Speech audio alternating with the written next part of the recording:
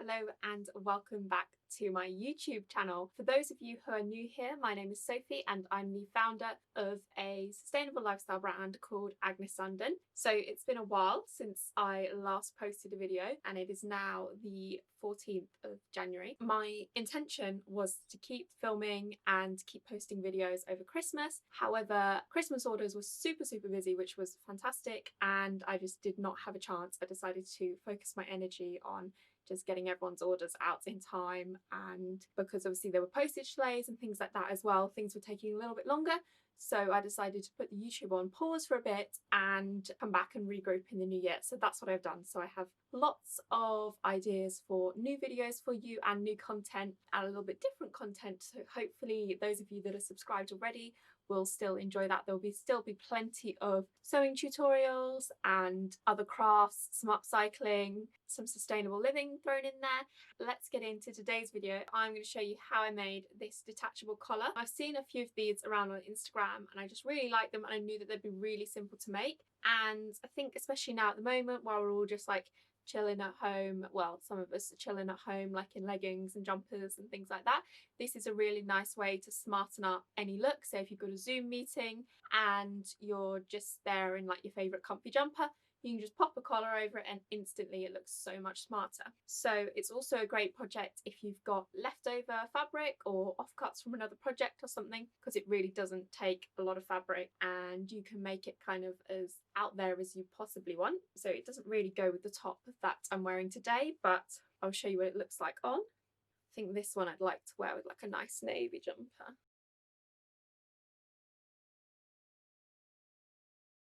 So there we go, that's what it looks like. So it's got this little bow at the front that you can tie up and it just sits on top of whatever you're wearing. It doesn't really go with this fabric. So I've used this really nice blue and white fabric for the top, which was dead stock fabric that I have been sent, and I used that to do the tie as well. And then I've used this lovely pleating offcut to trim the edge, and I've just backed it with like a white tencel twill, again that I brought in a remenants bin ages ago. Tencel twill gives it a nice bit of stability and structure as well. And then I've just bound the edge with the same and done the same with the tie. Let's get into the video and I'll show you how I made this gorgeous collar.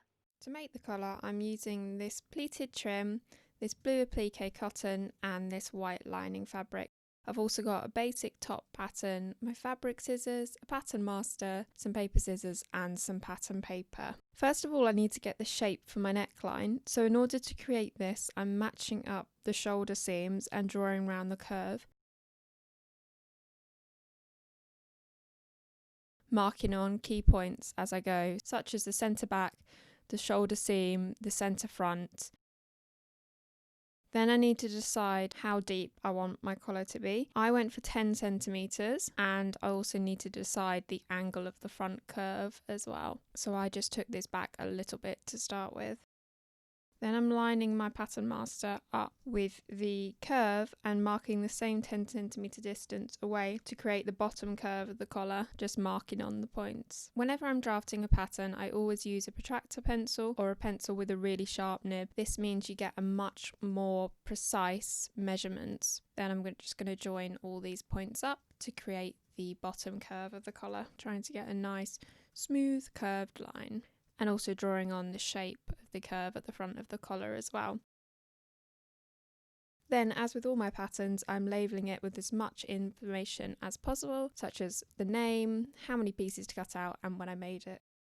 So now I have half my collar and I want to check the shape of the full collar before cutting any fabric. So I'm folding it over on the centre back and cutting around the shape to give me the full collar, which I can then try on to check that I'm happy with the shape. Once I'm happy with the paper shape, I'm going to start cutting out my fabric. So I cut out the lining first, and now I'm going to cut out the blue fabric, which is my outer fabric or my self fabric. I also need some bias strips to create the binding and tie. So I'm cutting 3 centimetre wide strips at a 45-degree angle to the grain of the fabric. Now to remove all the pins and start sewing. To attach the pleating around the edge of the collar, I'm sandwiching it in between the lining fabric and the top fabric. So as it's quite fiddly, I'm just pinning it in place to the right side of the lining fabric to start off with. Then I'm going to lay my outer fabric on top, right side down. And using just a normal straight stitch, I'm going to sew 1 centimetre away from the edge all the way around the bottom curve, leaving the top curve of the neckline open. Once that's stitched, I turn it the right way round and remove all of the pins.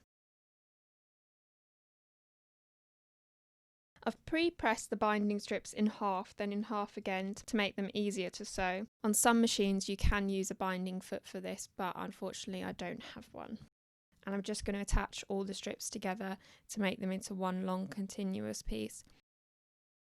To make the binding easier, I'm going to quickly stitch the edge of the neckline down, only 1/2 centimetre away from the edge. This seam will be covered by the binding, but it would just ensure that both layers of the fabric get caught in the binding.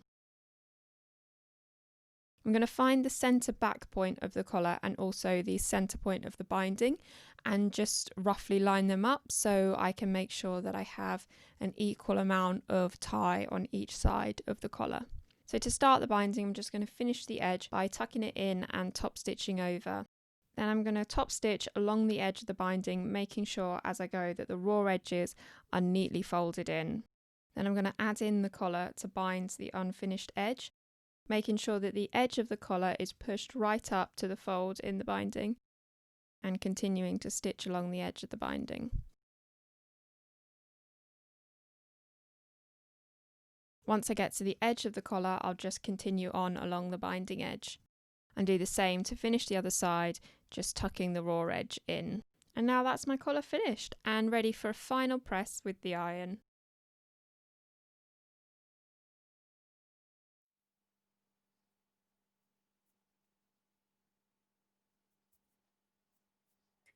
Thank you so much for watching this video. I really hope you enjoyed it. If you did, be sure to give it a thumbs up and make sure you subscribe to my channel so you never miss another video like this. And also leave me a comment in the box below to let me know what you thought. I hope you found it an easy tutorial to follow, and if you make a collar of your own, be sure to tag me at Agnes London in any of your pictures, as I would love to see them. And I feel like this is something you can be really creative with as well. You can like sew beads on, or you can embroider. So yeah, it can be a really fun project to brighten up any outfit. Thank you so much for watching. I will be back next week with another video, and in the meantime, if you'd like to see more about what's going on at Agnes London, be sure to follow me on Instagram at Agnes London, or check out my website www.agneslondon.com.